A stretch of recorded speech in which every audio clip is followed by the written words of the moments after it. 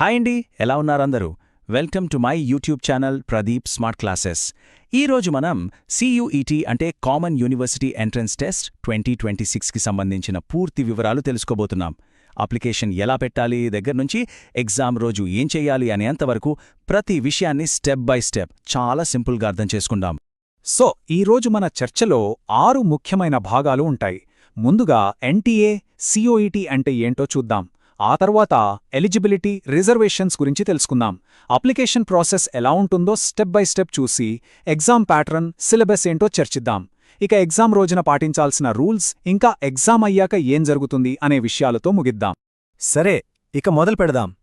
మన మొదటి section introduction to NTA and CUET. ముందుగా నేషనల్ టెస్టింగ్ ఏజెన్సీ, అదేనండి NTA. అసలిది ఏంటి? సింపుల్గా చెప్పాలంటే ఇదొక ఇండిపెండెంట్ ఏజెన్సీ. మన దేశంలో పెద్ద పెద్ద కాలేజీల్లో అడ్మిషన్స్ కోసం ఎంట్రన్స్ టెస్టులు నిర్వహిస్తుంది. వాళ్ల ముఖ్య ఉద్దేశమేంటంటే ఈ పరీక్షలన్నీ చాలా పారదర్శకంగా, ఎలాంటి తప్పులు లేకుండా అంతర్జాతీయ స్థాయిలో జరగాలి అని. ఇప్పుడు CUET అంటే కామన్ యూనివర్సిటీ ఎంట్రన్స్ టెస్ట్. దీనికదేంటంటే 2026-2027 అకాడమిక్ ఇయర్కి సంబంధించి దేశంలోని అన్ని సెంట్రల్ యూనివర్సిటీలతో పాటు ఇంకా చాలా ఇన్స్టిట్యూషన్స్లో అండర్ గ్రాడ్యుయేట్ కోర్సుల్లో చేరడానికి ఇదొక్కటే ఎంట్రన్స్ టెస్ట్ అన్నమాట. దీనివల్ల స్టూడెంట్స్కి పెద్ద రిలీఫ్. ప్రతి యూనివర్సిటీకి సపరేట్గా ఎగ్జామ్ రాయాల్సిన పనే లేదు. ఇక మన రెండో సెక్షన్కొద్దాం, eligibility and reservations.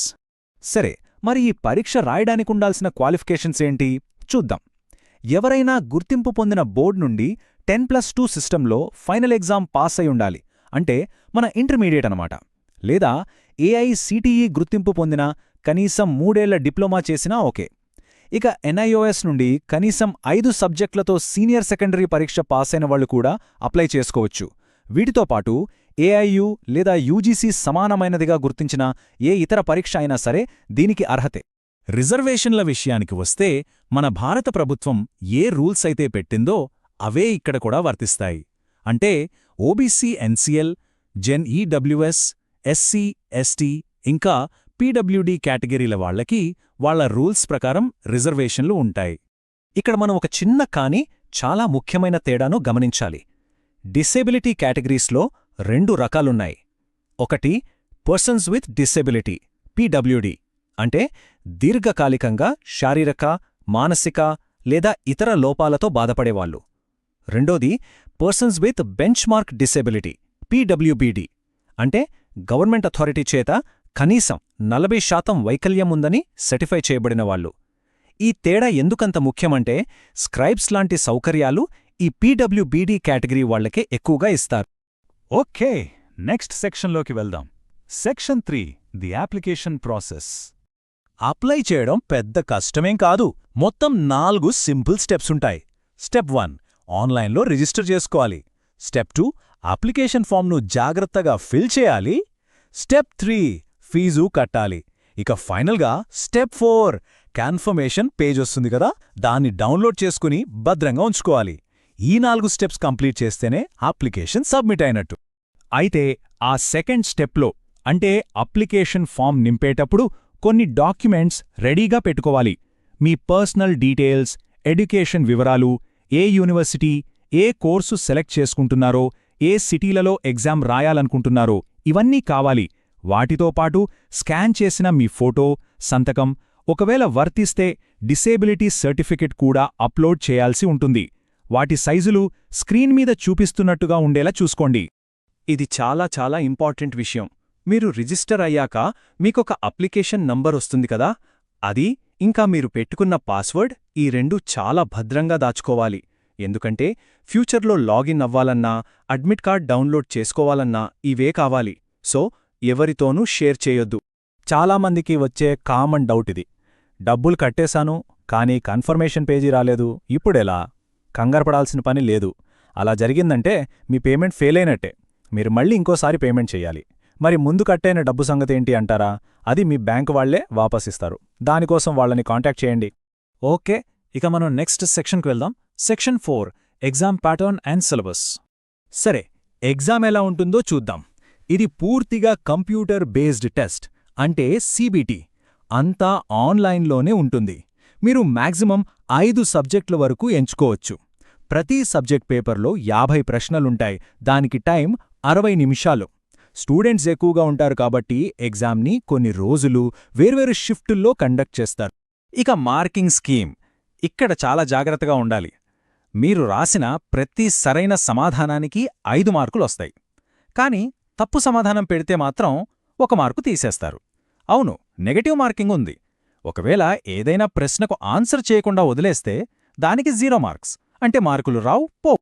General aptitude test సిలబస్లో ఏమేముంటాయంటే general knowledge, current affairs, general mental ability, numerical ability, quantitative reasoning, ఇంకా లాజికల్ అండ్ అనాలిటికల్ రీజనింగ్. ఈ టాపిక్స్ మీద గ్రిప్ ఉండాలి. రైట్, ఇప్పుడు మనం చాలా కీలకమైన సెక్షన్కి వచ్చాం. Section 5, exam day rules and conduct. Exam రోజు సెంటర్కెళ్లేటప్పుడు మర్చిపోకుండా ఇవి తీసుకెళ్లాలి. మీ అడ్మిట్ కార్డ్ ప్రింటౌట్, దానిమీద సెల్ఫ్ డిక్లరేషన్ ఫిల్ చేసి ఉండాలి. అప్లికేషన్ ఫామ్లో వాడిన ఫోటోనే ఒకటి తీసుకెళ్ళండి. ఆధార్ కార్డ్ లాంటి ఒరిజినల్ ఫోటో ఐడి ఒకటి కావాలి. ఒకవేళ వర్తిస్తే పీడబ్ల్యూడీ సర్టిఫికెట్. వీటితో పాటు ఒక simple transparent ball point pen. అంతే. అలాగే కొన్ని వస్తువుల్ని అస్సలు తీసుకురాకూడదు. మొబైల్ ఫోన్లు, స్మార్ట్ వాచ్లు లాంటి ఎలక్ట్రానిక్ గ్యాడ్జెట్స్, హ్యాండ్ బ్యాగ్స్, పర్ల్స్లు, బెల్ట్లు, క్యాప్సు, ఏవైనా metal items, ornaments, food items ఇవేవి లోపలికి అనుమతించరు. ఆ ట్రాన్స్పరెంట్ పెన్ తప్ప వేరే ఏ స్టేషనరీ కూడా తీసుకురావద్దు. ఇక్కడ ఒక ముఖ్యమైన విషయాన్ని అఫీషియల్గానే హెచ్చరిస్తున్నారు. ఏంటంటే ఎగ్జామ్ సెంటర్కి వీలైనంత త్వరగా చేరుకోండి. లాస్ట్ మినిట్ టెన్షన్ పడద్దు. ఆలస్యంగా వస్తే పరీక్ష రాయటానికి అనుమతించే అవకాశం లేదు. సో టైం మేనేజ్మెంట్ అనేది సెంటర్కి చేరడం దగ్గరే మొదలవుతుంది. ఇక మన చివరి సెక్షన్ 6, పోస్ట్ ఎగ్జామ్ ప్రొసీజర్స్. ఇక్కడ ఒక ఇంట్రెస్టింగ్ క్వెశ్చన్ వస్తుంది. ఎగ్జామ్ చాలా షిఫ్టులో జరుగుతోంది కదా, మరి ఒక షిఫ్ట్లో పేపర్ ఈజీగా, ఇంకో షిఫ్ట్లో కష్టంగా వస్తే స్కోర్స్ ఎలా క్యాల్కులేట్ చేస్తారు? కష్టమైన పేపర్ రాసిన వాళ్లకి అన్యాయం జరగకుండా ఎలా చూస్తారు? ఆ ప్రాబ్లంని సాల్వ్ చేయడానికే ఒక స్పెషల్ మెథడ్ వాడతారు. దాని పేరే ఈక్విపర్సెంటైల్ మెథడ్. ఇదొక స్టాటిస్టికల్ ప్రాసెస్ అన్నమాట. దీనివల్ల ఏమవుతుందంటే వేరువేరు షిఫ్టులలో వచ్చిన స్కోర్లన్నిటినీ నార్మలైజ్ చేస్తారు. సింపుల్గా చెప్పాలంటే పేపర్ కష్టంగా ఉందా, ఈజీగా ఉందా అనే దాంతో సంబంధం లేకుండా అందరికీ సమాన న్యాయం జరిగేలా చూస్తారు. రైట్, ఇప్పటిదాకా మనం చూసిన వాటన్నింటినీ ఒక్కసారి క్విక్గా రీక్యాప్ చేసుకుందాం. Introduction to NTA and CUET. పరీక్షను నిర్వహించే ఏజెన్సీ ఎన్టీఏ ఇంకా సియూఈటీ పరీక్ష ముఖ్య ఉద్దేశం గురించి తెలుసుకున్నాం.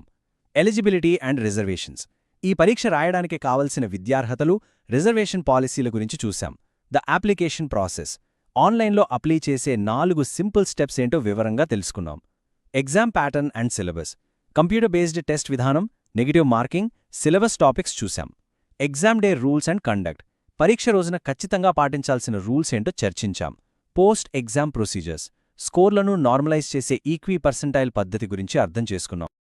ఈ వీడియో మీకు ఉపయోగపడితే లైక్ చేయండి. ప్రదీప్ స్మార్ట్ క్లాసెస్ యూట్యూబ్ ఛానల్ను సబ్స్క్రైబ్ చేయండి. బెల్ ఐకాన్ నొక్కండి. ఈ వీడియోను మీ ఫ్రెండ్స్తో అండ్ ఫ్యామిలీ మెంబర్స్తో షేర్ చేయండి.